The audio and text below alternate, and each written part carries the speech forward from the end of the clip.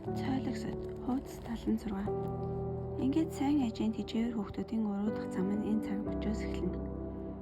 Юуны түрүүн тэд өөрийн хүсэл мөрөөдөл дээр бус эцэг эхийнхээ хүсэл сонирхол дээр тулгуурлаж хийсэн сонголтод мөн л амжилтыг эс олно. Харвардын их сургуулийн судалгаагаар эцэг эхийн сонголтоор мэргэжил сургуулиа сонгосон оюутнуудын мэргэжилдээ сэтгэл ханамжтай байдал нь 56%. Амжилттай төгссөн магадлал 44%-аар тус дуугүй байжээ.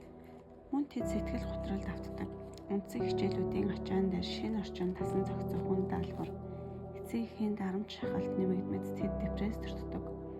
Улмаар тэд сэтгэл готролтой тайлахын тулд депрессийн эсрэг үйлчилгээтэй тайвшруулах юмнууд арх мансууруулах бодисуудыг ихээр хэрэгжилж эхэлдэг байна. Тулгарсан бэрхшээлийг өөрийн хүчээр шийдэхийн оронд тэдний дийлэнх нь мансууруулах байдас сэтгцэд нөлөөлөх юм бэлтгэл буюу гадаад их усүрийг ашиглахыг илүүд үздэг аж. Айдас халдварладаг. Ялангуяа эцэг эхээс өөр хүүхдүүд нь бид сургууль боловсролын системд итгэдэггүй. Тэд өөр хүүхдийг маань зөв хүн болгож төлөвшүүлж чиглүүлнэ гэдэгт итгэдэггүй. Бид гадаад ертөнцөөс айдаг гэрийн босгоноос цааших бүхий л юмс хүүхдийг маань гомдоож дээрлэхин зайлшгүй. Бид өөр хүүхдүүдээ цаашид гадагшаан гаргахаас айдаг итгэдэггүй. Гадаад ертөнцид тулгарсан саад бэрхшээлээ өөрөө давж чадна гэдэгт итгэдэггүй. Ер нь ийм төрлийн ээжүүд юунд ч итгэдэггүй ба бүх зүйлээс айдаг. Хэрвээ та тэдний өмнөөс айж байгаа бол хүүхэд чинь ч мөн адил өөрийнхөө өмнөөс айна гэсэн үг. Өөр хүүхэддээ итгэлгүй байх нь тэр хизээж өөртөө итгэж чадахгүй гэсэн итгэлийг бий болгодог. Бүр хизээж шүү. Хүүхдийн нүдэнд хургаж буй өнөөдрийн айдас бол өчигдөр таны нүдэнд туссан айдас. Еврей хэлэнд хүүхэд нохой хоёрт хизээж бүү айдсан харуул хэмээх үг бий. Айсан хүн рүү нохой улам бүр ноцон дайрдаг бол эцэг эхийн харцнаас айдсыг олж харсан хүүхэд өөрөөсөө айж эхэлдэг байна. Хамгийн аимхай ээжүүдийн гараас хамгийн сул дорой хүүхэд боождог нь бичигдсэн хоёр.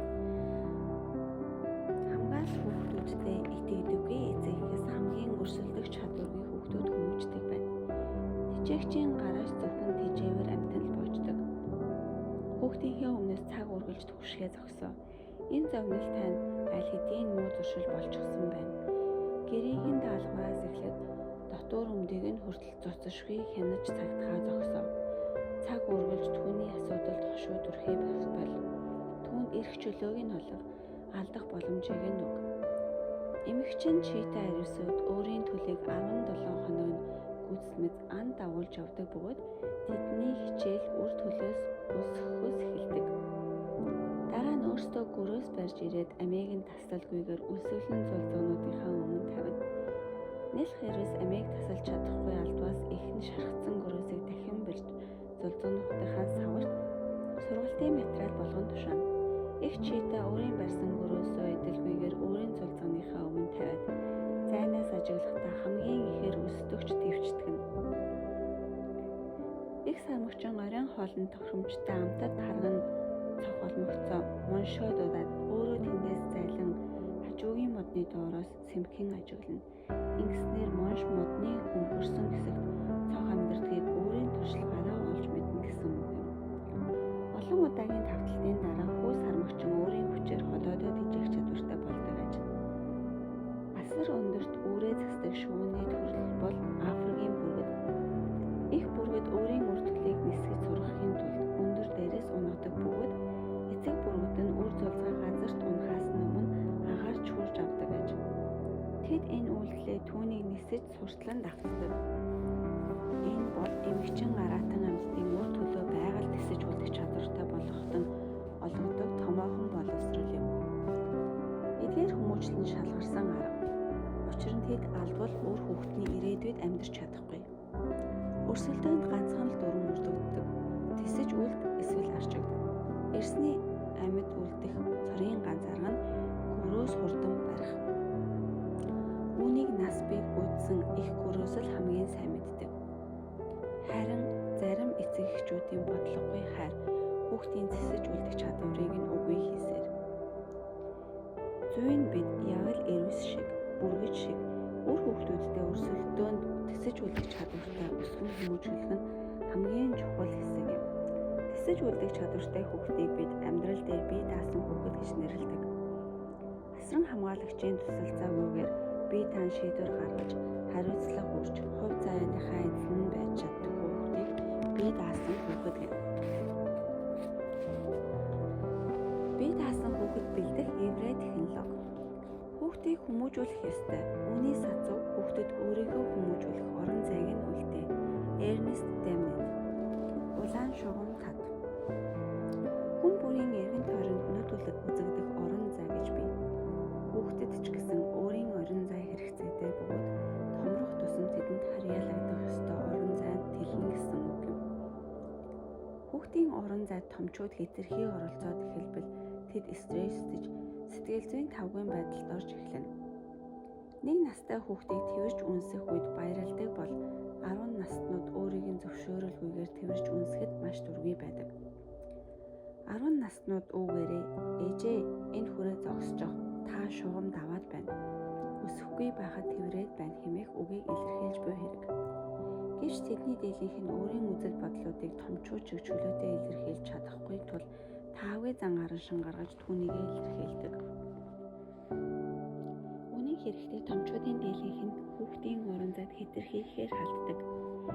Өөрсдийн үзэл бодлоо тулгаж үг хэлэхтэн загнаж зандарч ноогцсон хариуцлагыг нь урдуур нь дайрч үүрэх зэргээр халдашгүй байдалтай занал хэлдэг. Мөн хэд хатуу цагийн хуваар зохиож өөрийн дураар амьдрах эрх чөлөөрөнд гүнзгий халддаг. Хэрвээ эцэг эхчүүд хүүхдүүдийн хүсэл зоригийг үл харгалзан улаан шугамыг нь давж гიშгсээр байвал тэд хил хязгаарын мэдрэмжгүй болчихдог. Үгүй гэж хэлэх ёстой тохиолдолд тийм гэж асуух ёстой үедээ дуугүй өнгөрч мэтгэлзэх ёстой үед уурлаж уурлах ёстой үедээ төвчж өнгөрүүлдэг болно гэсэн үг юм.